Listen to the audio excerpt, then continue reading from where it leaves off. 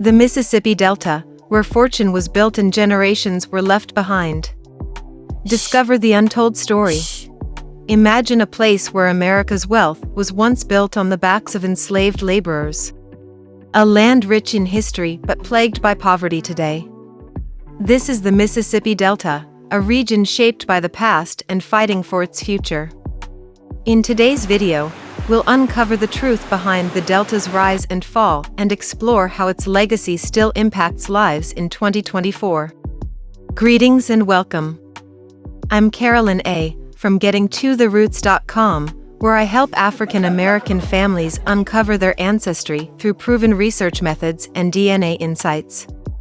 Together, we're preserving the stories of our past to inspire future generations.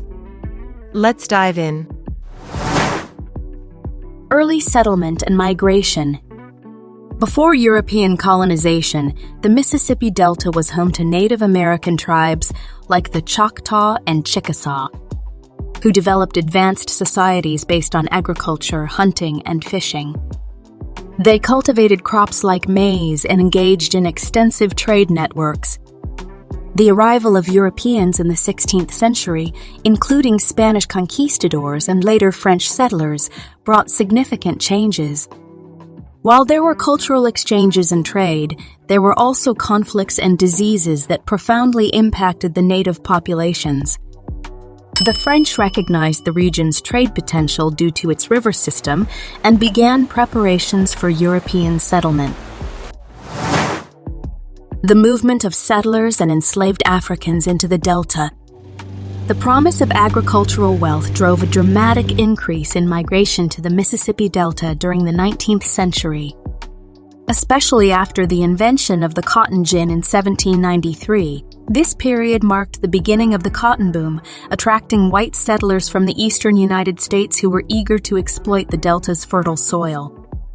Simultaneously, the demand for labor to work the expansive cotton plantations led to the forced migration of Africans through the domestic slave trade. The transatlantic slave trade had been banned in 1808, but the internal slave trade within the United States flourished. This movement was characterized by brutal conditions and the tearing apart of families as the enslaved were sold and transported across vast distances. What was the importance of cotton to the Delta and the American economy? Cotton emerged as the lifeblood of the Mississippi Delta, profoundly influencing not only the local economy, but also the broader American economic landscape. In the 19th century, the fertile lands of the Delta combined with the region's climate made it an ideal environment for cultivating cotton, a crop that demanded intensive labor and expertise to grow and harvest. As cotton plantations flourished across the Delta, this area became a critical component of the Southern economy, contributing significantly to the United States' position in the global market. The economic prosperity of the Delta and the South was inextricably linked to the cultivation of cotton, which became the United States' most valuable export commodity. The wealth generated from cotton sales fueled economic development and enriched not only the plantation owners, but also industries in the North that processed cotton and manufactured cotton goods. Furthermore, the demand for American cotton and European textile mills underscored the crop's global significance, knitting together economies across continents and fueling the Industrial Revolution in Europe.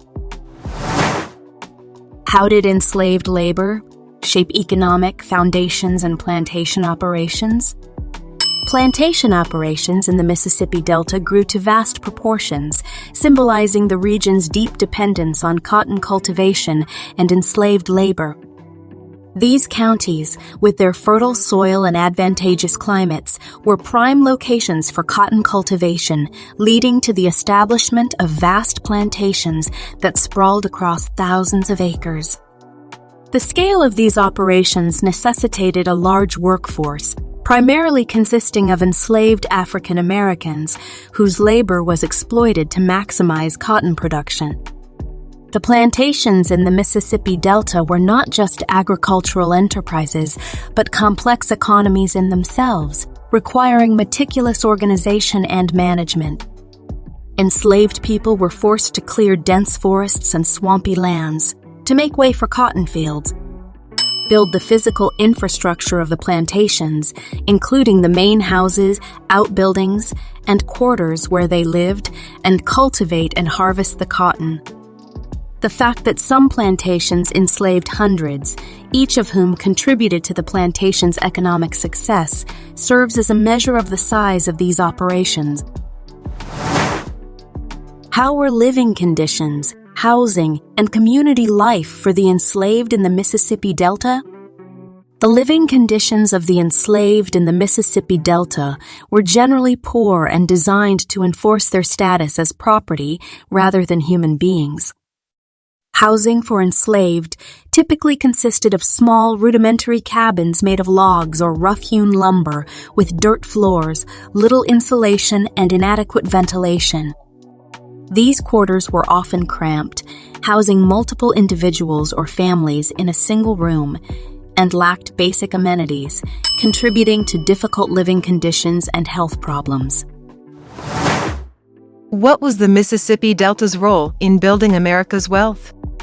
In the 19th century, the Mississippi Delta was the economic heart of America's cotton empire. Its fertile soil and vast plantations created immense wealth for enslavers, northern textile industries, and European markets. Enslaved African Americans were the backbone of this system, forced to clear land, build infrastructure, and work relentlessly in the fields. Where did the wealth from cotton go?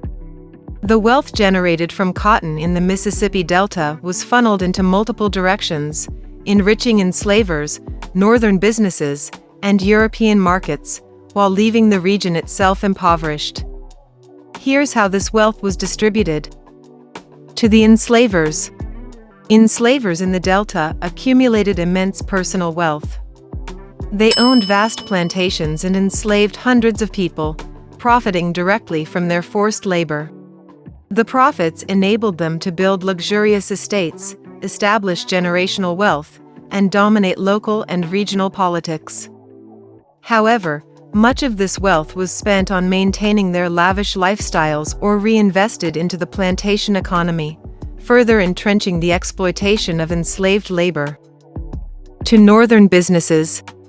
Cotton was the lifeblood of the American textile industry, which was concentrated in the North.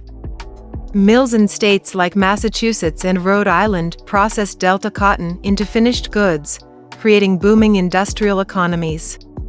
Northern shipping companies, banks, and insurance firms also profited by financing plantations, insuring enslaved people as property, and transporting cotton to domestic and international markets.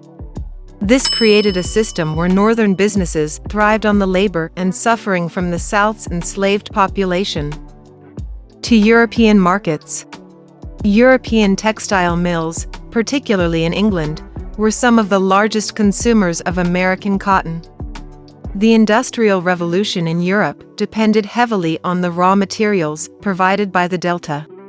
Cotton from Mississippi fueled the rise of global textile markets, enriching European industrialists and their economies. British manufacturers, in particular, relied on cheap and abundant cotton to produce goods for international trade. What was left for the Delta?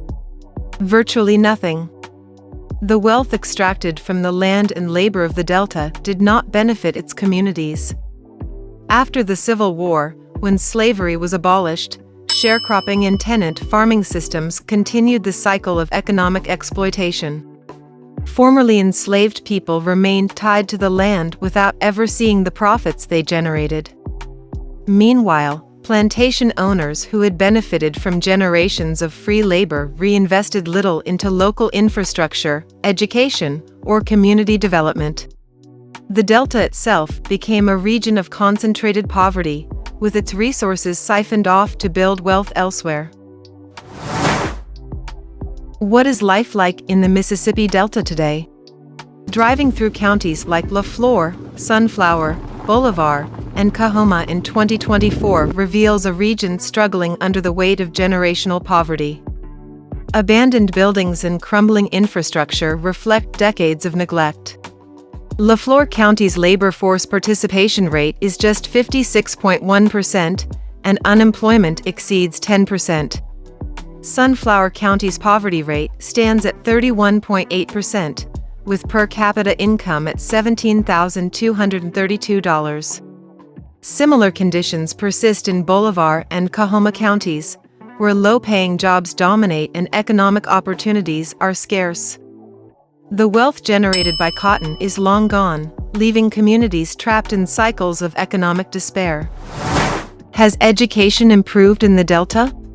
Education, seen as a path to opportunity, remains a challenge for the Delta.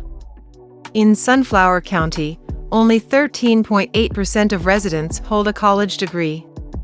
Schools across the region are underfunded, with outdated materials and limited resources for students. High school graduation rates are rising, but systemic barriers continue to hinder young people's ability to break free from poverty. For many families, the struggle to access quality education mirrors the historical inequalities rooted in the Delta's plantation economy. What does the Delta's future look like? The Mississippi Delta's history is one of wealth built on exploitation and poverty left in its wake. Today, its communities are fighting for investment, education, and economic opportunities that have been denied for generations. The question remains, when will the nation reckon with this legacy and invest in rebuilding the Delta? The answer will determine whether this region, steeped in history, can transform from a place of despair into one of hope and opportunity.